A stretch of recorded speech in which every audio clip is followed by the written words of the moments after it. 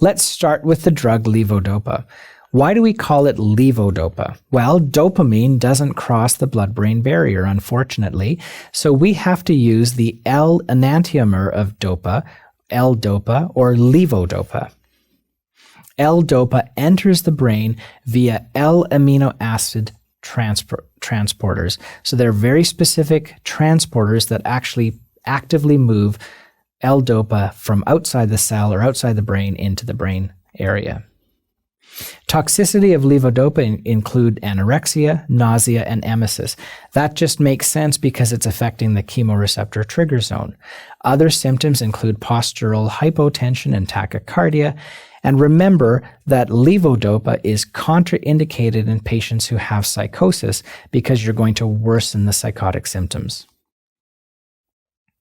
What is carbidopa and why do we give it with levodopa? Well, let's take a look at this reaction and interaction between drug and barrier. L-dopa is broken down by tissue decarboxylases in the peripheral tissues. This causes side effects. So when you have breakdown of L-dopa into dopamine, it causes side effects in the peripheral tissues.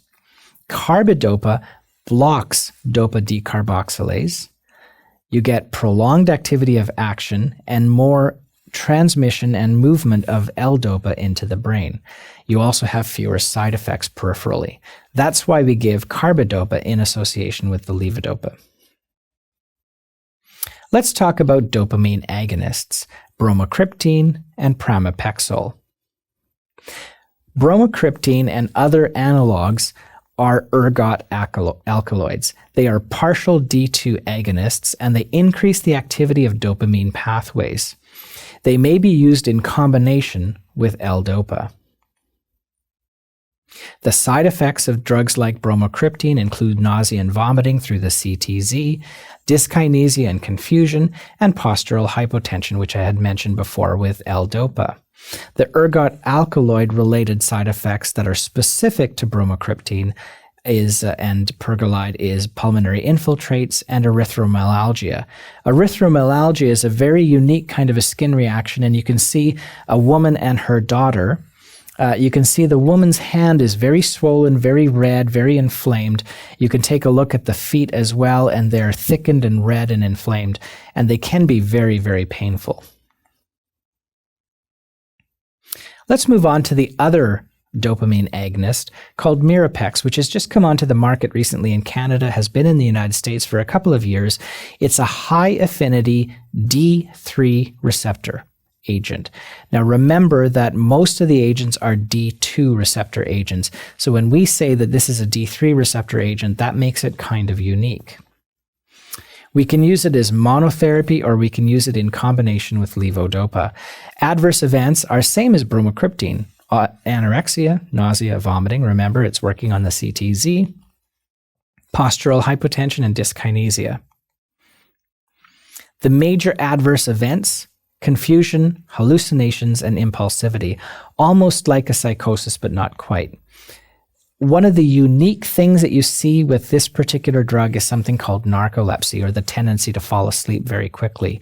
It's a unique situation. It's something that you want to recognize, and it will be on exams. This particular drug is contraindicated in peptic ulcer disease, in acute psychotic illnesses, and in patients who have had recent myocardial infarctions. Dopamine agonists also include new drugs like Requip. It is high affinity for, once again, the D2 receptor, just like bromocriptine. Remember, pramipexole is a D3 agent and makes it unique. The other agents are all D2. It can be used for monotherapy or combined with levodopa. It is metabolized by the cytochrome P450 system, so it'll interact with warfarin and even caffeine. Adverse events, the same: anorexia, nausea, vomiting, postural hypotension, and dyskinesias. Mental confusion can also occur. Confusion, hallucinations, impulsivity. Once again, you will see narcolepsy with these agents. Requip is contraindicated in peptic ulcer disease, just like pramipexole. It is also contraindicated in psychotic illness and in recent myocardial infarction. Parkinson's disease is treated with many dopamine agonists. This one is quite an interesting one from a historical perspective. Apomorphine is an injectable, high-potency dopamine receptor agonist. In the 1920s, it was initially used misguidedly to treat homosexuality, because at that time we used to think homosexuality was a disease. It provided temporary relief of akinesia.